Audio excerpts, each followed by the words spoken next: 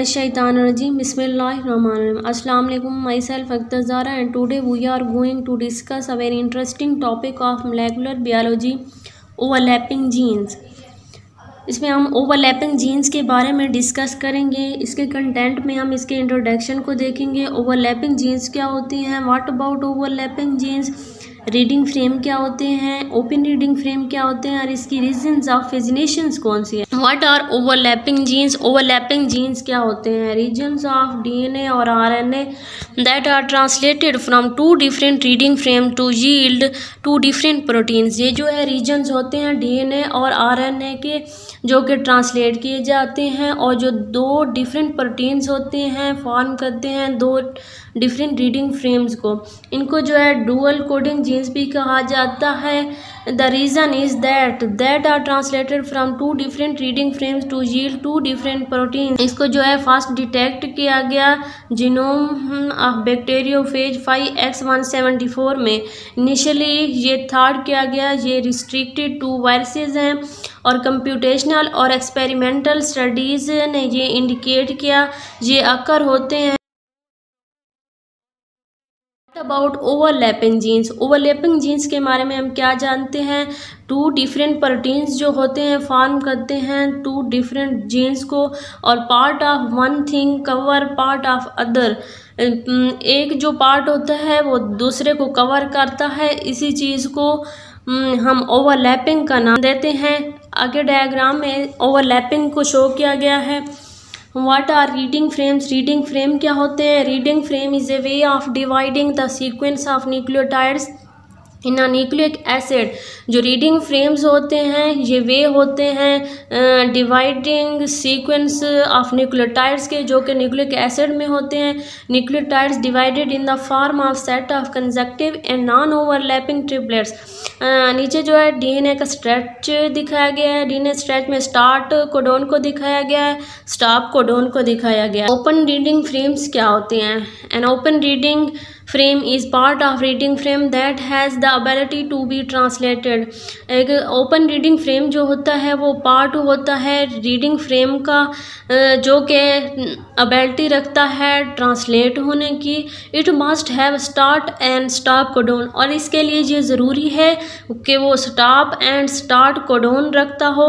What about overlapping genes, overlapping genes के बारे में आप क्या जानते हैं, टू डिफरेंट प्रोटीन्स जो होते हैं वो फॉर्म करते हैं टू डिफरेंट जीन्स को। ओवरलैपिंग क्या होती है, हम पहले भी डिस्कस कर चुके हैं। Part of one thing covers part of other. एक जो पार्ट होता है वो दूसरे को कवर करता है। यहाँ पे जो है दो स्ट्रेच दिखाए गए हैं, एक को ए का नाम दिया गया और दूसरे को बी का नाम दिया गया है। और पार्ट ए और बी जो हैं वो दोनों एक दूसरे को कवर कर रहे हैं और एक दूसरे को ओवरलैप कर रहे हैं। इसी कवरिंग को ओवरलैपिंग का नाम दिया गया है। इसकी हम रीजंस ऑफ फिजिनेशंस के देखते हैं। Over printing in code protein mutation in ancestral, और जो सेकंड रीडिंग फ्रेम होता है वो अलाउ करता है सेकंड रीडिंग एक्सप्रेशन को। Expression of first frame preserve through which protein produce that capable of encoding such protein.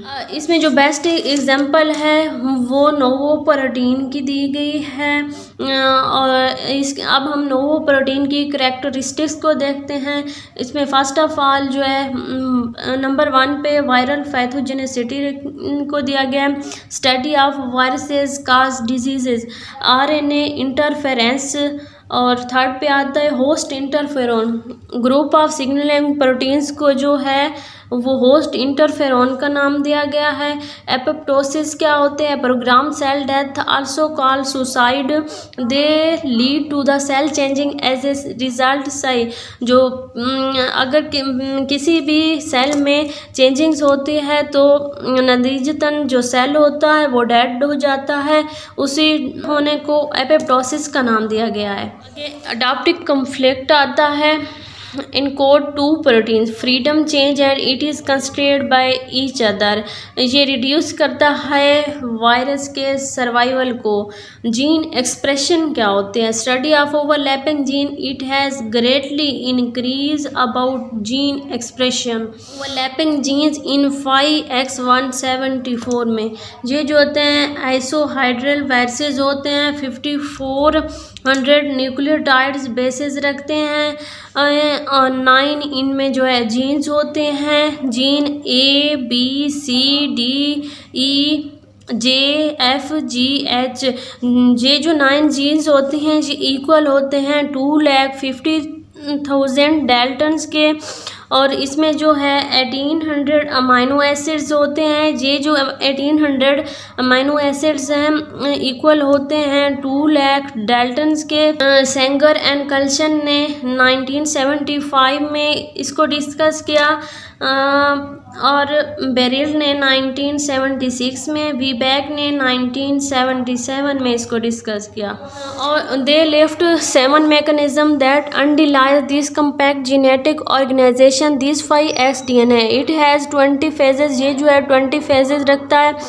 Authors की तरफ से एक मेथड दिया गया है, उस मेथड को रिस्ट्रक्शन मैपिंग का नाम दिया गया है। इस मेथड को यूज़ किया जाता है map and non segment of DNA done by the breaking of DNA into pieces. DNA को पीसेस में कन्वर्ट करने के लिए इसको यूज़ किया जाता है। इसमें एक रिस्ट्रिक्शन जो एंजाइम है उसको यूज़ किया जाता है DNA ब्रेकिंग में। और इसका एक और काम भी है, इस also identified the location of gene A. और इसको जो है यूज़ किया जाता है जीन ए की लोकेशन को आइडेंटिफाइड करने के लिए। This identified by 2 AM। 1 जो है AM3 है और जो सेकंड है AM6 है। 10,000 जीन्स कैन बी प्रोड्यूस्ड। इसमें जो है 10,000 के करीब जीन्स जो होती हैं वो प्रोड्यूस्ड होती हैं। Thank you so much.